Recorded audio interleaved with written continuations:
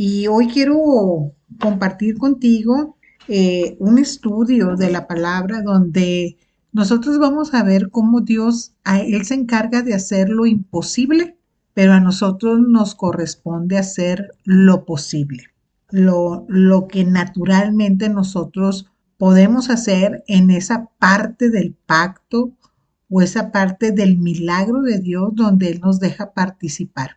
El Señor siempre nos va a llevar a nosotros a ese reto de participación cuando nosotros anhelamos ver un milagro de parte de Él. Si tú ves la palabra, está llena de estos ejemplos, está llena como Dios hizo un milagro, pero hubo la intencionalidad de un ser humano para recibirlo, ¿verdad? Y te recordarás la mujer jorobada, la mujer de flujo de sangre, el poder Moisés partir el mar, ¿verdad? Dios partir el mar, pero él tuvo que accionar poniendo la vara en el mar. Todo lo que tú y yo vemos en la palabra donde hay un milagro, siempre Dios hará lo imposible. Pero ahí vamos a estar nosotros formando parte de ver la gloria de Dios, haciendo esa pequeña parte natural que nos corresponde hacer a nosotros en obediencia, porque implica obediencia el poder nosotros recibir el milagro. Implica que nosotros primeramente creamos en Dios, creamos que Él es el único que es todo poderoso para realizarlo, pero como te digo, si una mujer de flujo no se acerca a Jesús y toca su manto, ella no es sana, ¿verdad? Ella desprendió, sacó poder, dice la palabra de él. Y así como te menciono, está llena la Biblia de estos pactos de participación, ¿verdad? Y ahorita vamos a hablar puntualmente sobre una algún milagro muy poderoso que la palabra registra en Segunda de Reyes 3, donde ahí están tres reyes, ¿verdad? El rey de Judá, el Dios de Israel y el Dios de Edom. Y estos tres reyes se unieron para combatir al ejército de Moab. Pero había una condición en ese momento donde había sequía. Había una sequía impresionante. Y esos tres reyes con sus ejércitos en unidad, ellos habían estado 7 días ellos combatiendo, ¿verdad? Contra el reino y el ejército de Moab. Y había esa sequía y el ejército de esos tres reyes estaban pues con mucha sed. Creo que a veces uno de los necesidades primordiales fisiológicamente hablando es poder satisfacer la sed, ¿verdad? Es poder nosotros tomar, hidratarnos a través del agua o de algún otro líquido y poder recuperar, ¿verdad? Esa humectación, esa hidratación en nuestro ser. Entonces, imagínate si a veces nomás por estar sentados y nos agarra sed y no hay agua, pues sentimos que la necesitamos, que necesitamos nosotros satisfacer esa necesidad. Ahora imagínate en un territorio desértico donde la condición climática natural pues es bastante agresiva en relación al calor. Aparte un ejercicio físico extenuante de estar caminando por 7 días y súmale, ¿verdad? Pues que iban a guerra.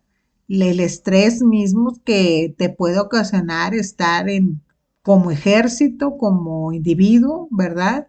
Estar ahí en esa lucha, en ese estrés de que estás combatiendo.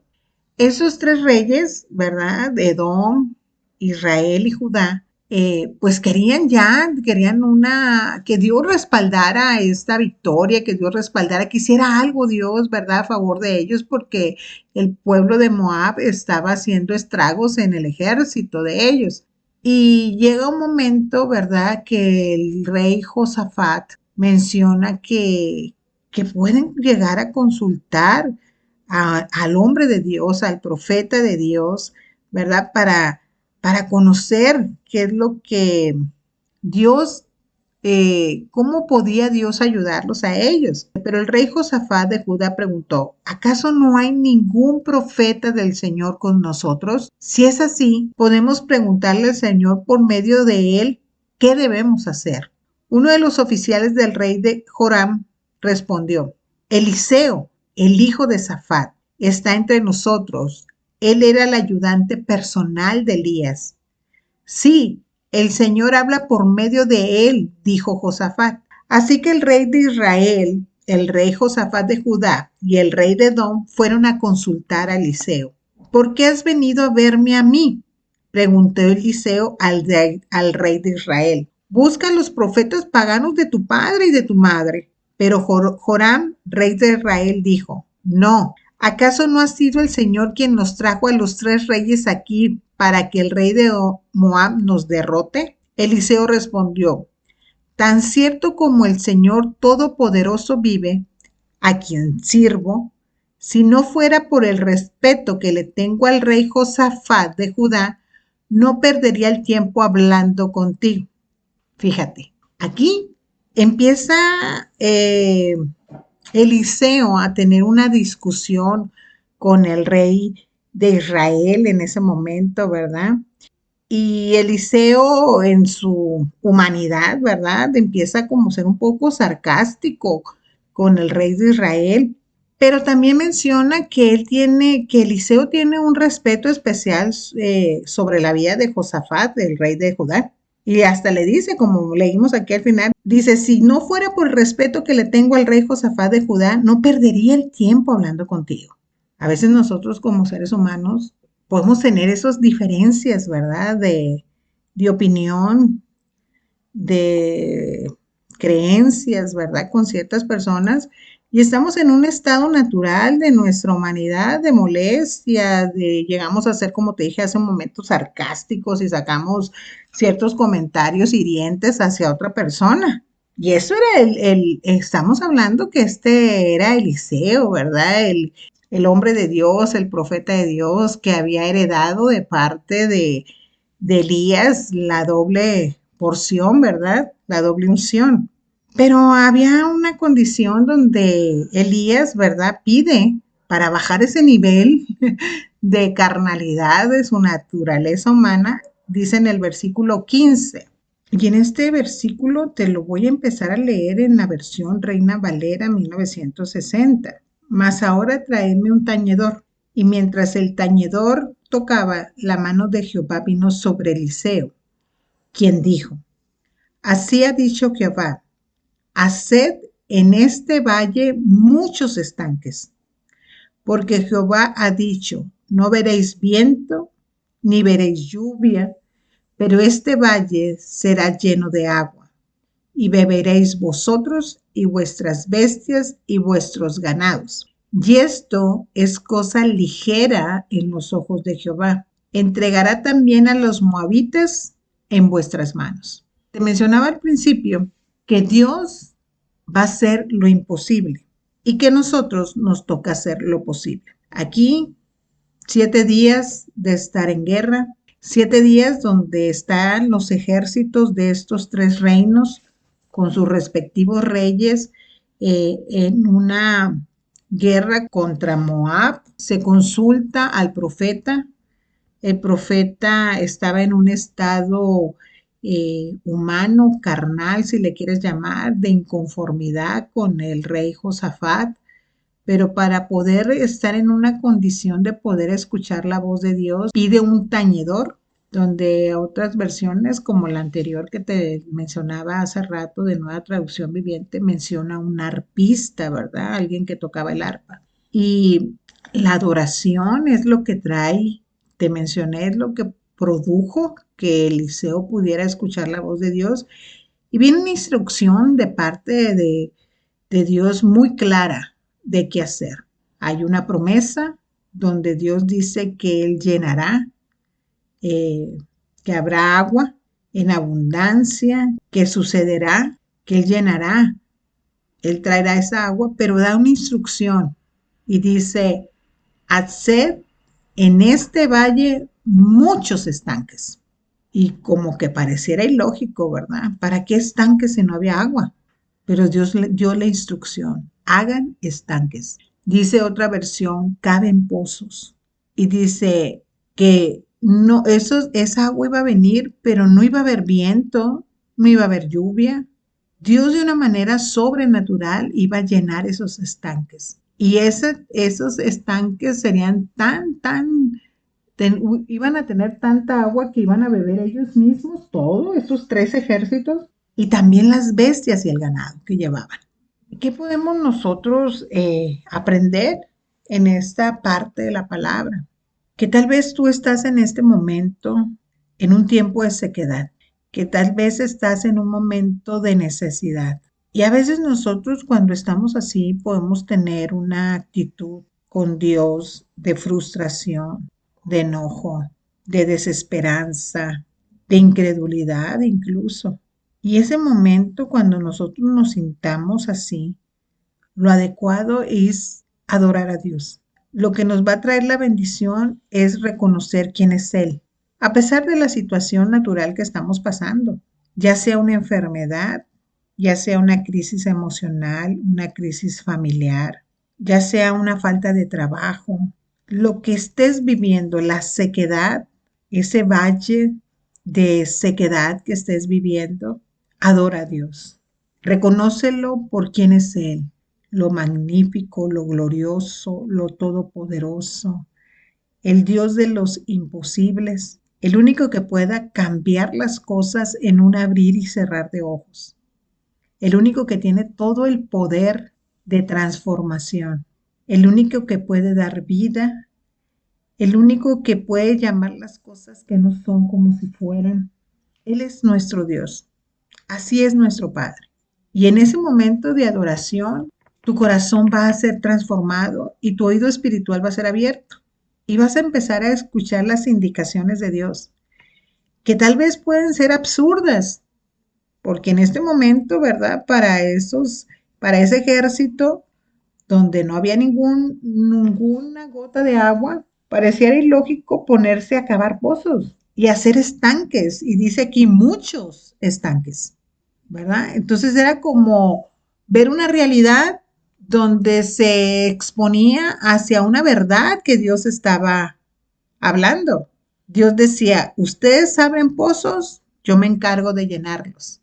Y ustedes no van a ver ni tan siquiera viento como de que viene una lluvia, ni va a haber lluvia.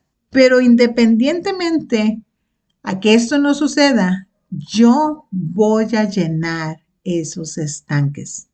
A ustedes les corresponde hacer los estanques. Entonces, tal vez, como te digo, estás viviendo un tiempo de mucha sequedad y Dios te anima en esta tarde a hacer esos estanques a través de la adoración, a ser obediente a Dios y a pesar de cómo te sientas, a pesar del diagnóstico, a pesar de la situación, adores a Dios y empieces a cavar esos pozos. Empieces a tomar esa fe y empieces a accionar y empieces a caminar en esa fe, te comentaba, de creer que Dios hará lo imposible, de que Él es el único que tiene el poder, de cómo en su soberanía lo quiera hacer, Él lo va a hacer y te va a sorprender y te va a asombrar. Pero es tiempo de obedecer, es tiempo de hacer estanques, es tiempo de creerle a Dios, es tiempo de que tus ojos van a ver lo que no han visto, ni tus oídos han escuchado aún lo que vas a escuchar. Tiene un tiempo nuevo para tu vida, un tiempo de muchísima bendición. Estamos ya cerrando este año del 2022 y el Espíritu Santo nos está guiando en esta tarde, ¿verdad? A través de esta palabra, a ser parte de ese ejército del Padre y nosotros accionar. A veces como hijos de Dios pensamos que no debemos nosotros tener ninguna intervención, que nos debemos de quedar quietos. Y sí, pero solamente cuando esa sea la instrucción de Dios. Pero cuando sea accionar, hagámoslo. Seamos esos participantes que Dios nos permite ser en esos milagros poderosos, donde lo natural y lo lógico se contraponen con esas acciones y esos pasos de fe que vamos a dar. ¿Qué pozos tienes que abrir tú? ¿Qué estanques tienes que abrir tú?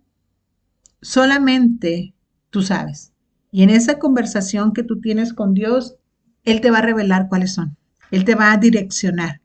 Pero tienes que ser esforzado y valiente para que aunque no veas la bendición, tú abras los estanques y muchos estanques, porque Dios los va a llenar. Lo interesante aquí es que para este nuevo año es importante que nosotros comencemos a decretar y comencemos a desatar aquí en la tierra lo que se va a desatar en el cielo.